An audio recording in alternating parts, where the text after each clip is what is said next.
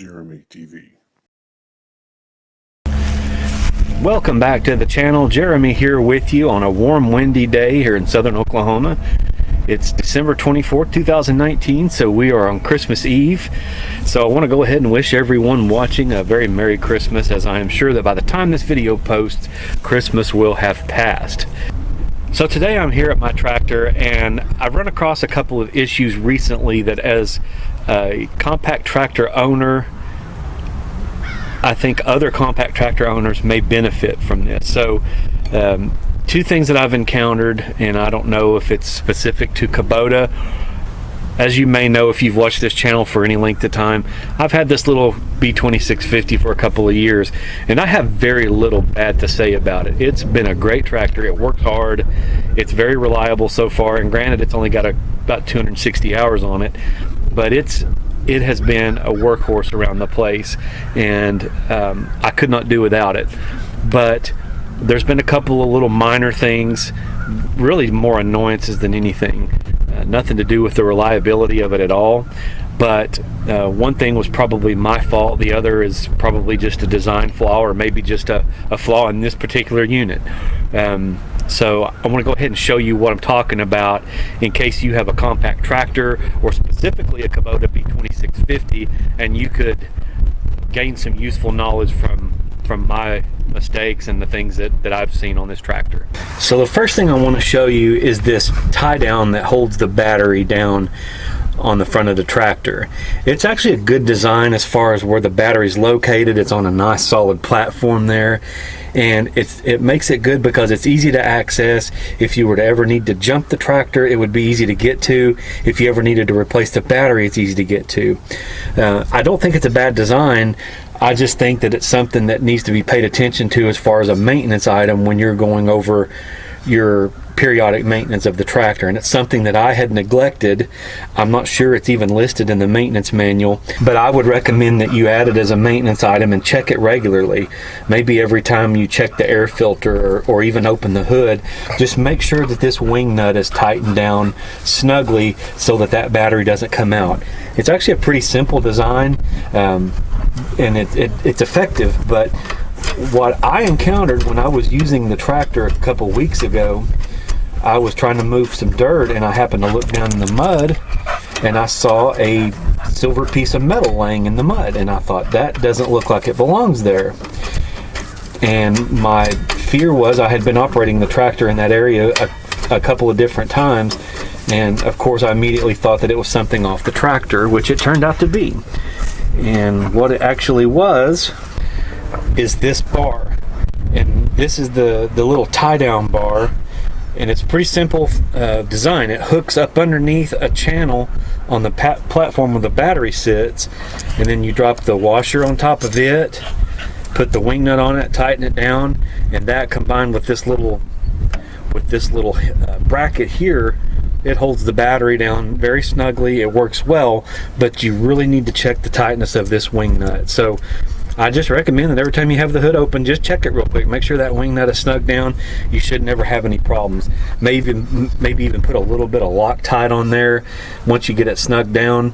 The kind that can be removed. You don't want the kind that holds it permanently, but or maybe I don't know, a lock washer or something to that effect, just to help hold that down. But I think over time it just worked itself loose, and I never noticed it, and then the wing nut came off. Luckily I found the washer laying on the platform with the battery, and then found the rod itself laying in the mud. So I was lucky that I found it, or else I would have had to buy that new assembly. So one thing I was concerned about was that I hadn't found all the parts, because I couldn't remember exactly what it looked like. The owner's manual I couldn't find anywhere where it showed that assembly, so I went to the Kubota dealership to make sure I wasn't missing any parts, and it turns out that I was only missing a wing nut.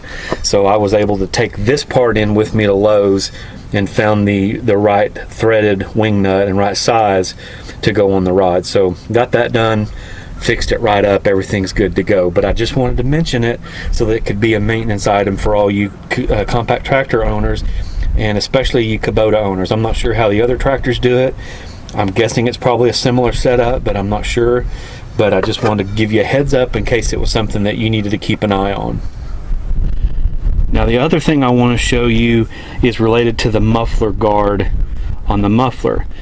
Again, I don't know if this would just be specific to Kubota tractors, even maybe just specific to this model, which is of course a B2650. But it could be that most of these compact tractors and subcompact tractors have the same type of design. What I'd noticed was pretty much immediately after I bought the tractor, at low RPMs, when the tractor is idling or just above an idle, I would get a little bit of a rattle, and I was concerned that maybe something was working itself loose on the tractor. After some investigation, I determined that it was the guard on the muffler that was making the rattling, because I could put some pressure on it and it would stop the rattling. So I never really thought much about it. I always just kind of dealt with it, even though it did annoy me at times. But finally, I was gone for a few days, and my dad used the tractor a little bit, and he asked me if I had a bearing going out, and I said no, it's the guard on the muffler that's making the noise.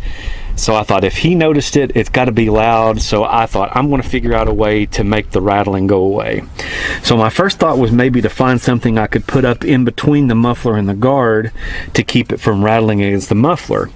But then I thought anything that would do that would need to be metal, because anything else would probably melt. So I wasn't sure I wanted to jam metal up under the guard and risk maybe puncturing the muffler or something stupid like that. So I thought, I'm going to see if I could get something that would go around the outside of it, because I noticed that by touching the screwdriver to the guard, it would stop the rattling without very much pressure. So I thought maybe a hose clamp would do. So I went to Lowe's. I wasn't sure exactly what size, so I bought a 4-inch and a 6-inch hose clamp, and sure enough, that was able to fix the rattling, and I haven't had to listen to it since. But I wanted to show you what that sounded like without the clamp, so I went ahead and removed it before I started, and then I'll show you what it sounds like with the clamp in place. So I'm going to go ahead and start the tractor and let you listen to the rattle without the clamp. I'll let it run for a little bit, and then I'll shut it off, put the clamp on, and then start it with the clamp on.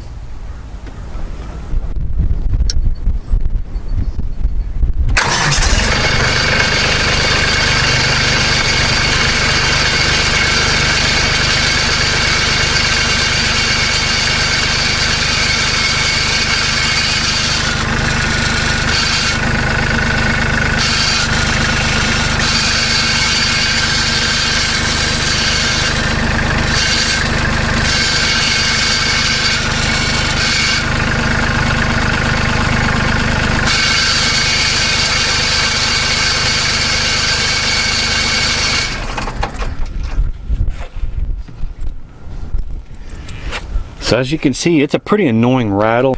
I'm not sure exactly what's causing it. I mean, my guess is it's metal on metal.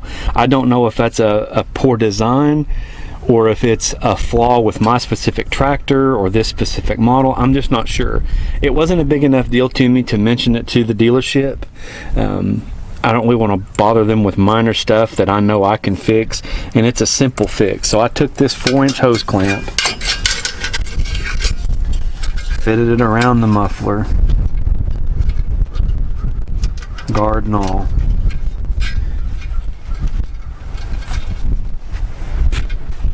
Get my screwdriver here.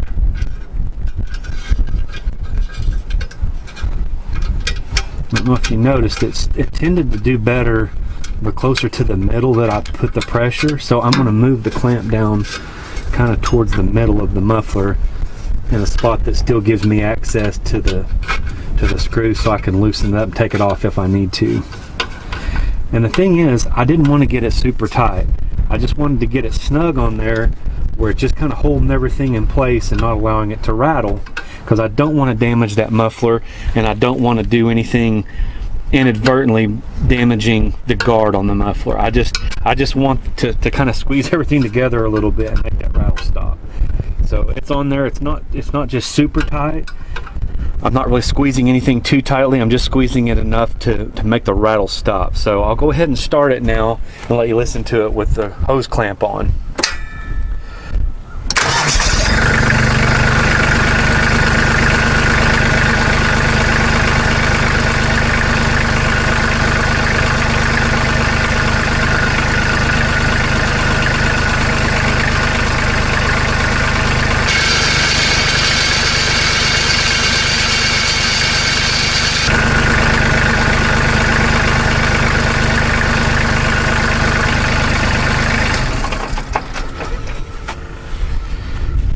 So say something as simple as I think it was a $2 part, maybe $3, I don't know.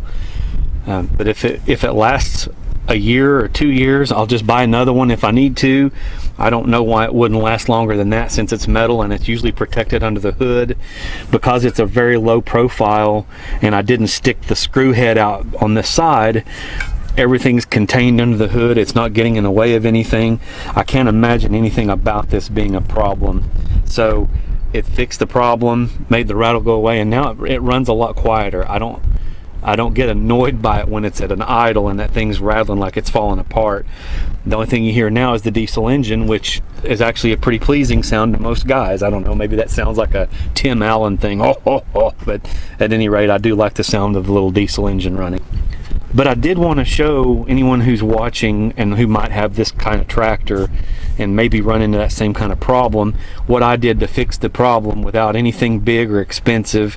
Didn't require me to take it to the dealership, didn't require me to call them and have them come out and look at it. Just a simple fix. And then of course the battery issue is something to keep an eye on. So one thing that was probably a design flaw and the other thing that was an operator error. So anyway, I hope that's something that can help someone watching. If you like that video, please give it a thumbs up for me. If you like the stuff that we do here on the channel, please subscribe. If you have any questions, comments, want to check in where you're watching from, drop those in the comment section down below. But I hope everyone has a Merry Christmas, and I wish you all a very happy and prosperous New Year as well. Take care.